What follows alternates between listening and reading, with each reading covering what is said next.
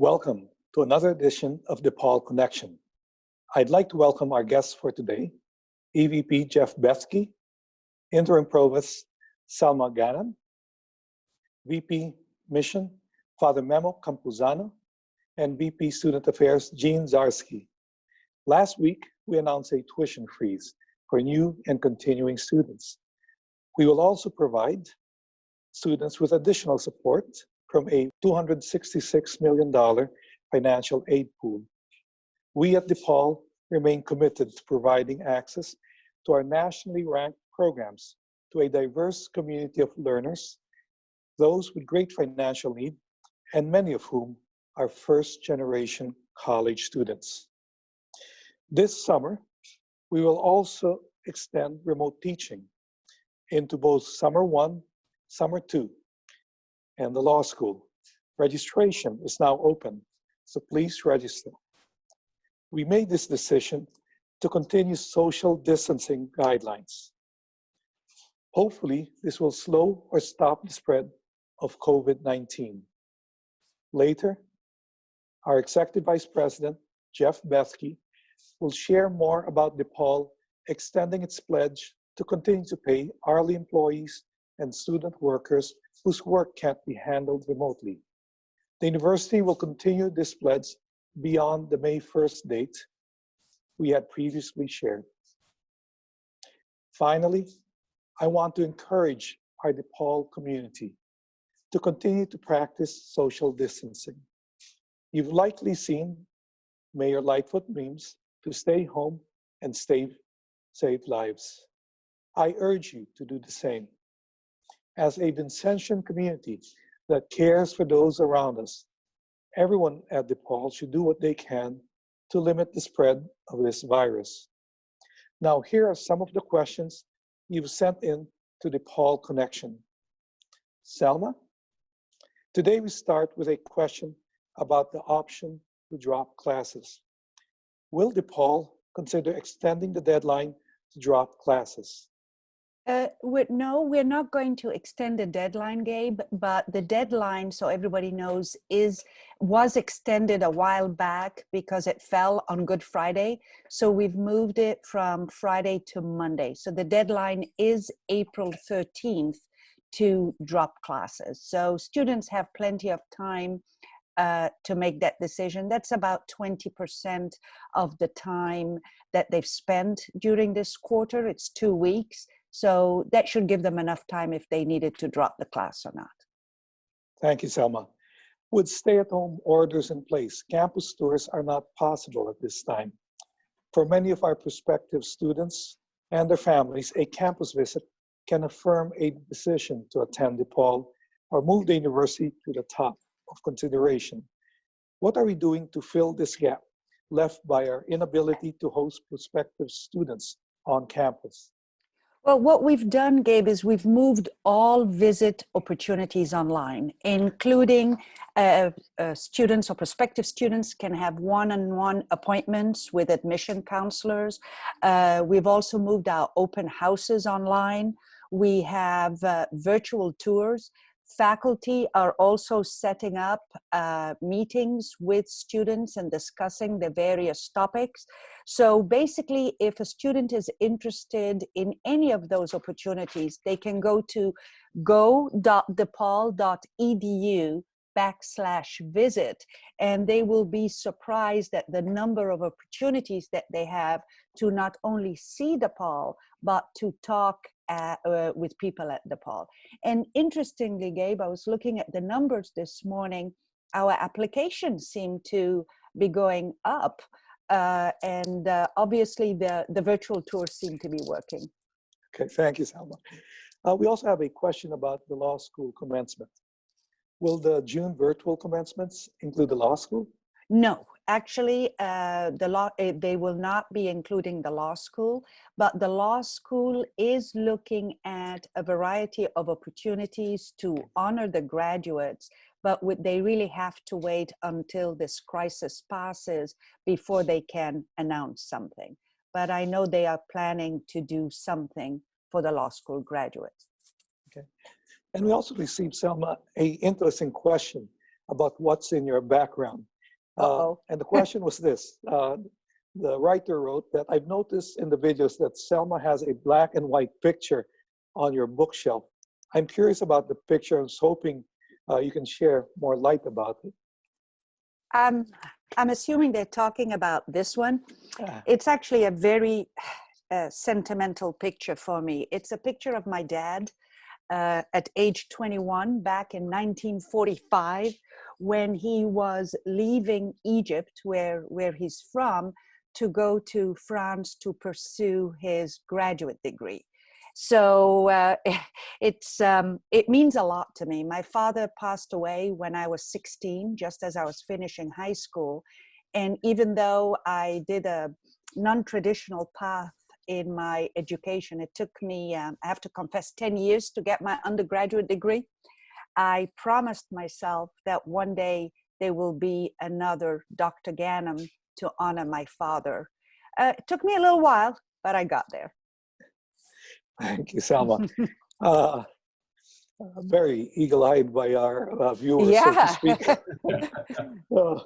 And this is directed to Jeff. Jeff, as I mentioned earlier, we pledged to pay student workers and hourly employees through May 1st, even if their work could not be handled remotely. Will this practice extend past that date? Thank you, Gabriel. Yes, I'm delighted to share that DePaul will continue that pledge through June 30th of this year. So staff who are classified as non-exempt or paid on an hourly basis and whose work cannot be handled remotely, first they'll be considered for alternative duties and tasks within their departments. DePaul will pay the difference between the actual hours worked and their regularly scheduled hours up to June 30th. At that time, we'll reevaluate the process again, or as that date approaches, to determine how best to proceed. It should be noted that this is not something that the institution can continue to do indefinitely, but we do want to do what we can to support our entire workforce during a really uncertain period.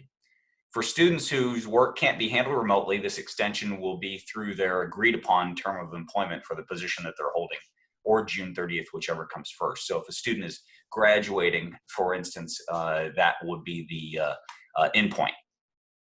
So one of the university's priorities throughout this situation has been to take care of our community as best we can.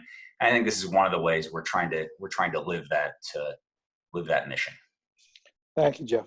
Another question is about personal time off for staff. Because of the stay-at-home order from the governor issued across many states, the likelihood of taking a vacation in the near future is nil. Will the university allow employees to carry over all of unused paid time off days to the new calendar year? Well, I think implicit in the assumption is that the likelihood of traveling for vacation is nil. But we encourage employees to continue to take vacation. Look, many of us are working harder than we ever have before, and it's important to use that vacation time to take a break. So employees should continue to use their earned vacation days and their holidays and their floating days. We've got one coming up on Friday with Good Friday to take a break from the work and re-energize themselves. We've all had to find new ways to try to cope in this challenging situation, and performing our jobs from home can present all sorts of new stresses, but we need to use that vacation time to find times to pursue hobbies, interests, be with our families, just unwind as best we can. So it should be noted that DePaul doesn't have a paid time off program per se. It's really a collection of vacation, sick, holiday benefits that are all pooled together. And we look at this with on a fairly regular basis in terms of that vacation benefit, and we do allow 5 days to be carried over at the end of the year. And plus, we also offer some 20 additional holidays. I mentioned one just a second ago with Good Friday coming up, but Martin Luther King Day, the Christmas, New Year's break, 2 floating holidays, summer hour days, and the like. So we have always tried to have a generous benefit in this regard, and we encourage employees to continue to get the most out of it. Thank you, Jeff. This is directed to Jean. A student is asking about healthcare services. Is the Amita Sage Medical office still open and available to our students? Yes, thanks, Gabe. Our student health services is still open and available to all students. Our service provider, Amita Sage Medical Group, is located at 1150 West Fullerton Avenue, and their hours are 8:15 a.m. to 5:30 p.m. Monday through Friday. Now, I will note that this Friday they're going to be closed because of that holiday on Friday with Good Friday. But again, they run normal hours throughout the weeks, throughout the spring quarter. A couple of other things that I'll note, and this time when we're dealing with this current health crisis, one of the things they would ask is that before you come to health services, they're asking all patients to call in advance. To do that, you can reach them at 773-549-7757. And by calling in advance, they'll be able to make sure that they're ready for you when you arrive, as well as if you are experiencing symptoms of the COVID-19, what they want to be able to do is run through the checklist, and they don't do testing at the Amita Sage office, but they will refer you to an office where you can get that testing. So it's important that you call in advance and perhaps even save yourself a trip. For more information about student health services, you can look at the web page by going to godepaul.edu/health services. Thank you, Gene. Father Memo, we have a question about the Vincentian Heritage Tours. If we were selected, the question is, if we were selected to be part of a Vincentian Heritage Tour, will we still have the opportunity to participate in the trip to France if and when they're ever rescheduled? Hello, everybody. The first thing that I would like to say is that in the past month, I have been participating in ongoing discernment about our programs and about everything we have. And I have seen that in this discernment, the main question for us in making our decisions is what's best for the people we serve. What's the best for all of you? Unfortunately, we have had to cancel the Vincentian Heritage trips, given the current situation and the uncertainty of what the future holds. But we are hoping to run these trips again in 2021. If you were in one of those trips of this year, we will do our best to have you in the same trip next year, as long as we have these trips, as long as these trips run again. Thank you. Thank you, Father Memo.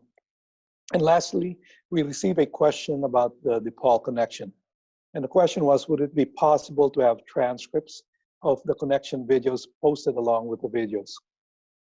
It would be helpful to reference back to this transcript when reviewing the various updates from leadership. We have auto-generated transcripts, which are available on the YouTube link to the DePaul Connection videos after they're posted, but they do take some time to appear. In response to this request, we will be adding the transcriptions for all future DePaul Connection video updates posted on our COVID-19 website. The full transcription will be available within a couple of days. We'd like to thank you for being part of the DePaul Connection. Newsline Daily will announce when our next video update will become available.